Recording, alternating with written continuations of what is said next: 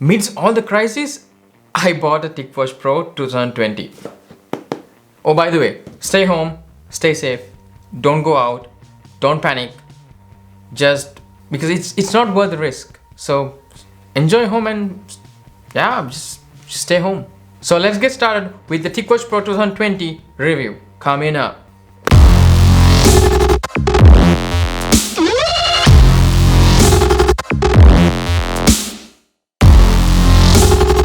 Welcome to my channel. I do a lot of tech reviews, but most importantly, I do it from the consumer perspective. So you get to know what exactly feels like when you are using it. So if you like that kind of content, click on the subscribe button and hit on that bell notification for all the further updates on my channel. Let's get started. If you remember, I think it's last year I bought the TicWatch Pro, but the 512 megabytes version, that is the old version, and I didn't really like it because it was slow. It didn't have any sleep tracking, and it was not that durable. It felt so cheap, so I got rid of it. But this time they released the new 2020 version, and I think I kind of like it. Just to make everything clear, here are the specs. Pause this video and read the specs. I mean, you of course can Google, right, and then read by yourself, so I don't really need to explain all the specs one by one. It's pretty evident. But let's get into the interesting stuff. That's why you are here, right? So if you don't know what makes TicWatch Pro stand out in the field with the other competitors, is the fact that it has dual screens. So now you can see this has a digital watch kind of a display, but underneath it has an AMOLED screen which has all the smart functionalities. So what's interesting about this LCD screen on top of the AMOLED screen is it consumes very low battery power, which allows you to use the watch up to 3 to 4 days. I got it up to 4 days, but if you use smart features a lot, then it could be between 2.5 days or 3 days maximum. But still, it's pretty good. So with this screen, you can go up to 30 days, but only with this screen. So you cannot use any smart features. It's called Essential Mode. It's basically, it converts it to a dumb watch, and it shows the date and the time and the step count, and it also keeps track of your heart rate. So it's not that dumb. It does a really good job up to 30 days of battery life. But in real life, when you use smart features, it's up to three days, I think. And you don't need a separate always on display because this is the always on display. And whenever you turn off the OLED screen, like it turns off automatically, and then this particular LCD screen comes up automatically, or you can also use the OLED screen for the always on display, but it consumes a lot of battery. So why not use them what they already have, because they spend a lot of time and effort implementing this, so you just use it. And this runs latest Android Wear OS, even though there are some MobVoy application running, but you still need those applications because the activity tracking on the always on display are done by those MobVoy applications, so you don't deactivate them, you have to use them. And since it's Android Wear, you have a lot of other options to install apps from the Google Play Store. There is a lot of options, but that doesn't mean you should install all the apps on this particular watch. Because for example, it has Facebook Messenger in the Play Store. That means I can independently use Facebook Messenger. For example, I need to send a message to a friend, I can go through the app and just send a message. But if I want to send a message, I will directly use my phone. But still, without that Facebook Messenger installed, you still can reply to messages when you get one to the phone.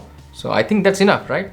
And also Google Assistant is inbuilt, so you don't have to pull up your phone to do some smaller searches like, I don't know, check your weather and maybe next appointment, and it works perfectly fine.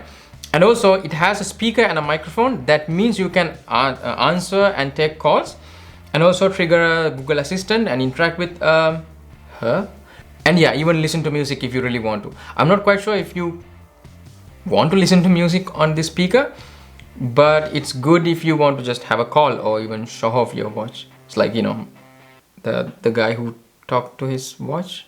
So there are two physical buttons. One on top is actually the home button, also the back button, and if you long press the top button, it triggers the Google Assistant. And the down button is customizable. By default, it's direct to Tic Health or Tic Activities app, but I put it into Google Fit because I use Google Fit more, but it shouldn't be a problem because they sync with each other really well, not like Huawei.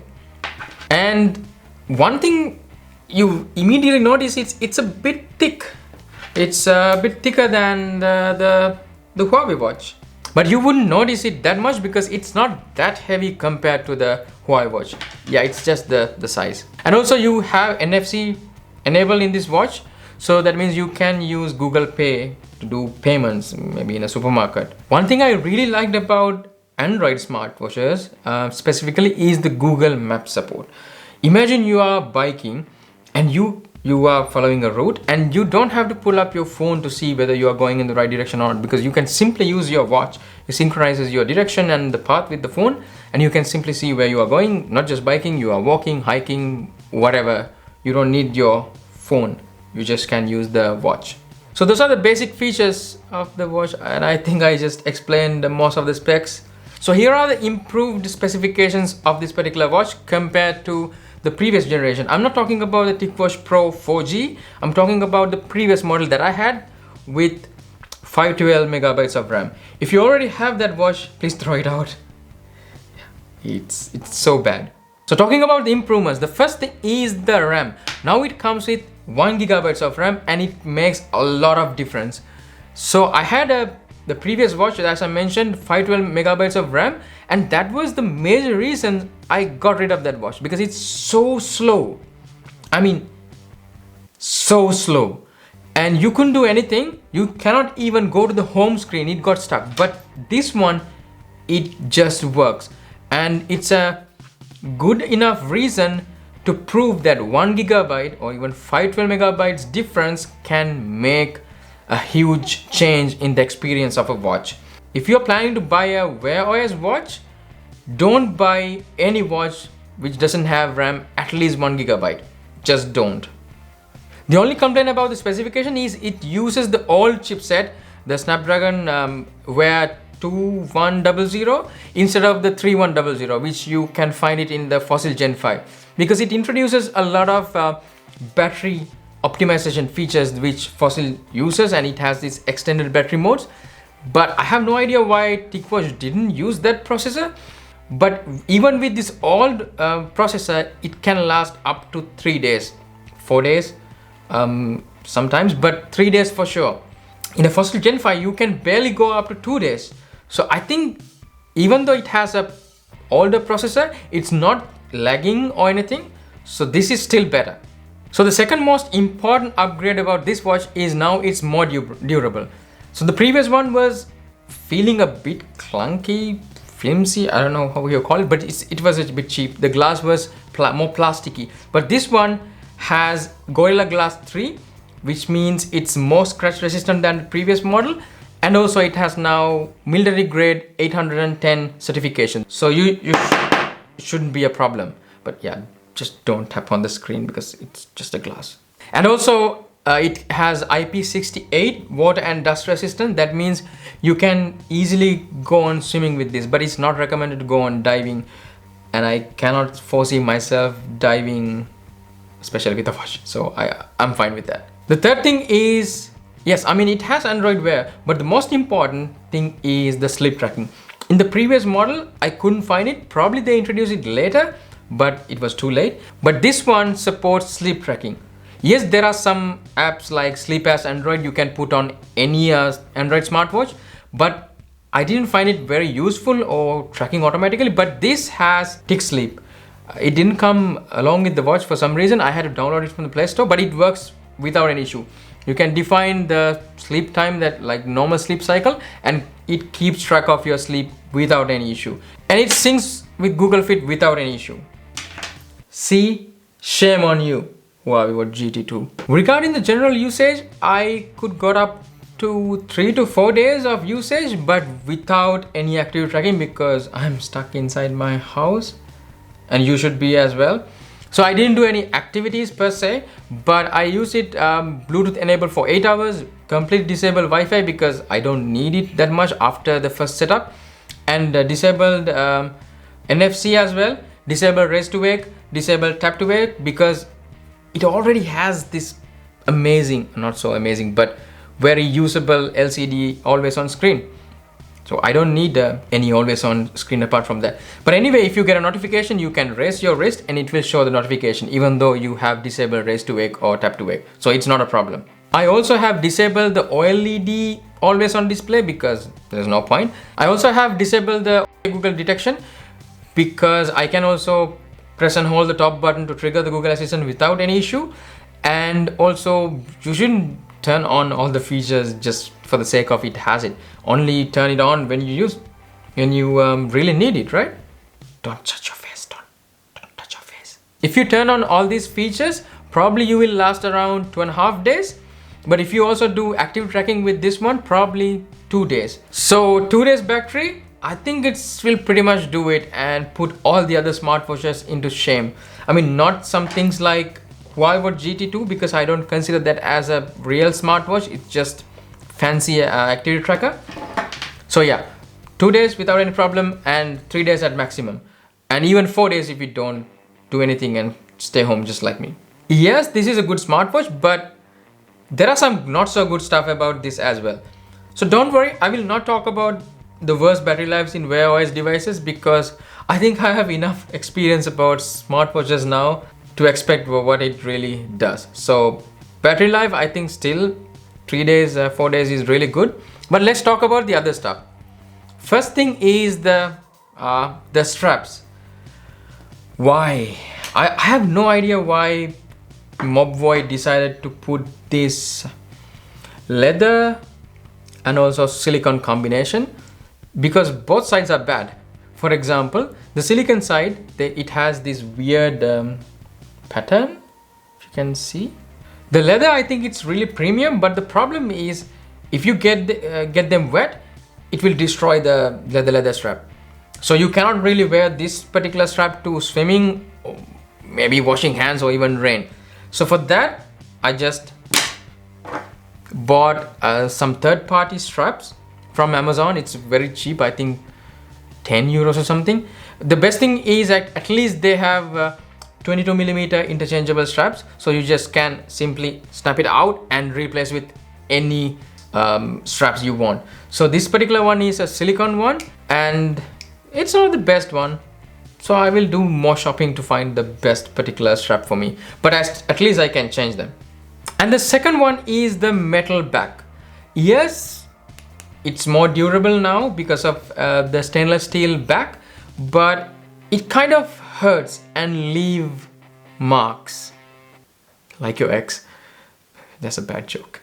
If you have some allergies toward metal, it will leave some weird marks on your skin. I think I have one. It's a very strong mark on my wrist. But then I loosened the strap, so that's why we need a proper strap which matches my wrist. If it's too tight, it will hurt. If it's too loose, it will not read your heart rate properly or on any other activities. So there is quite a journey to find what the best strap for you. And finally, I had to think a lot to choose between the Fossil Gen 5 and the TicWatch Pro 2020. Why? It's because the looks. Because no matter how much rigid and durable this is, it's still bulky. But if you think about the Fossil Gen 5, it looks so classy, also not so durable, but it comes with the rotatable crown. And I think all the smartwatches should have the rotatable crown. For some reason they don't have it, maybe because of some durability reasons, but I wish if I had it. But the problem is I already knew what I'm gonna get. So I shouldn't complain. I don't complain that it doesn't have a rotatable crown, but I wish if it had a crown. So the golden question is, should you buy the TicWatch Pro 2020? If you need a Wear OS device with full-fledged smart features, probably yes, because this is the best Android smartwatch you can buy at the moment with the best battery life. So you get both of the best of the two worlds. Yeah, because all the other smartwatches, including their competitors, Apple, has very less battery life. So I think this is the best smartwatch like really smartwatch you can buy at the moment.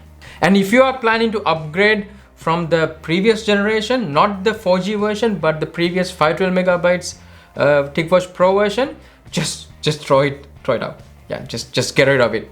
Probably this will be a better option. So finally, the price. This cost around 260 euros in Amazon. I think also in the Mobvoi website, but somehow I found this coupon code which I used on the Mobvoi website itself.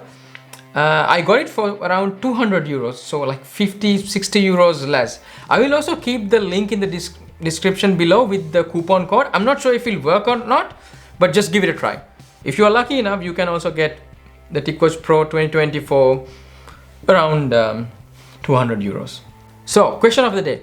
Do you have a smartwatch? If you do, let me know in the comment section below. What do you have and why did you buy it? And good and the bad stuff about this smartwatch. And if you are to upgrade to the TicWatch Pro, will you do it and why? And that's it from me. So it's about the TicWatch Pro 2020. And by the way, the Nest Mini giveaway is still valid.